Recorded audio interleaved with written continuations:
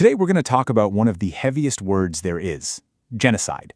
We're going to dig into where it came from, what it actually means, and why being precise with this word is so incredibly important for getting history right and for finding justice.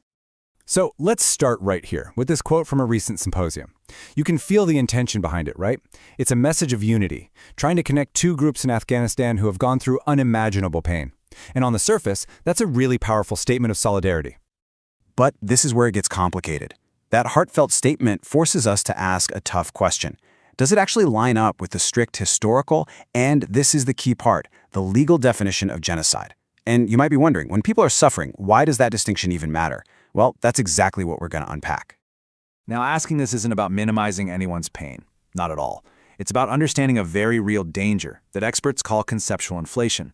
Basically, it's the idea that when we use a huge word like genocide too broadly, even when we mean well, we risk watering it down, draining it of its specific, terrible meaning and its power in a court of law.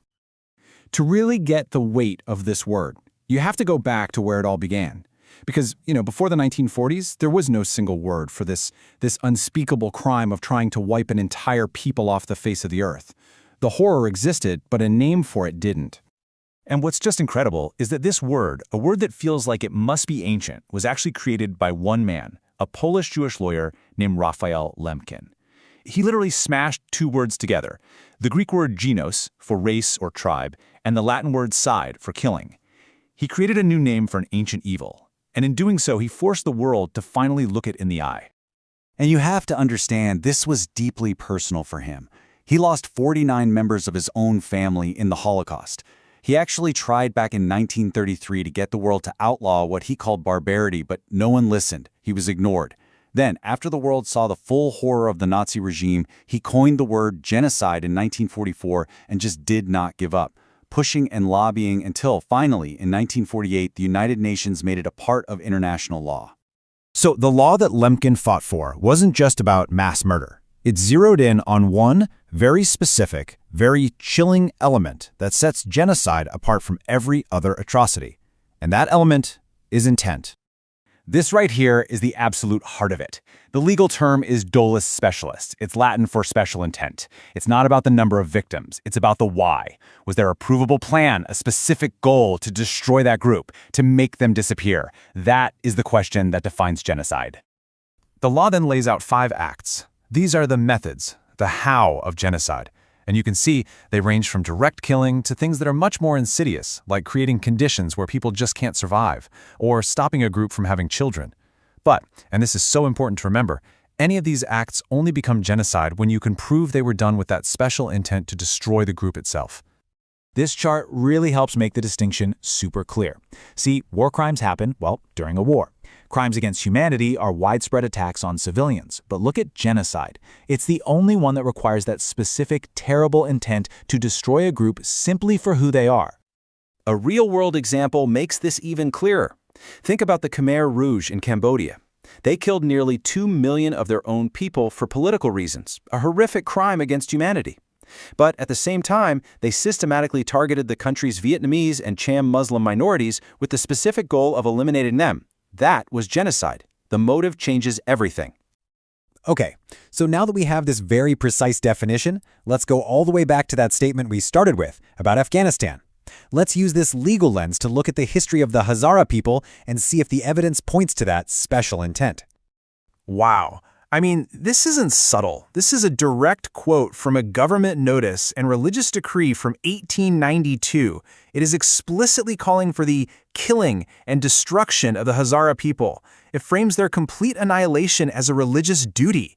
This is about as close to a smoking gun as you can get for genocidal intent. And that wasn't just a one-off thing. It was followed by massacres. Then, fast forward over 100 years to 1997, and you have a Taliban leader basically saying the same thing all over again. And today, in this century, we see this relentless pattern of attacks specifically targeting places that are the lifeblood of the Hazara community, their schools, their hospitals, their mosques. This doesn't look like random violence. It looks like a systematic, enduring pattern. So all of this brings us back to that central question. Why are we getting so technical? Why does getting this one word right matter so much? Well, because this is not some academic debate. This has real life and death consequences. And let me be perfectly clear about this. Using the correct legal term is not about creating some kind of hierarchy of suffering, saying one tragedy is worse than another. It's about being historically accurate. It's about giving victims the moral recognition of what happened to them. It's about creating the specific legal grounds to hold people accountable. And maybe most importantly, calling something genocide triggers the UN Convention. It legally obligates the world to step in and do something. Just look at the difference. When we use vague words like tragedy or massacre, it lets perpetrators off the hook. It lets the world look away. But when you use the word genocide, it's a direct accusation. It names the crime, it demands a response, and it honors the victims by telling the absolute truth about what was done to them. And that, right there, is why genocide is called the crime of crimes. It's because other crimes target individuals. Genocide targets an individual because they are part of a group. The goal isn't just to kill. The goal is to erase, to wipe out a culture, a people, a history, a future. It is a fundamental attack on a group's right to even exist. So I'll leave you with this question to think about. We know the path to genocide almost always starts with language, with words used to dehumanize people and paint them as other. So if that's true, doesn't it follow that our best weapon in the fight for justice must also be language? Using the right words with precision and with courage, maybe that's the most powerful tool we have.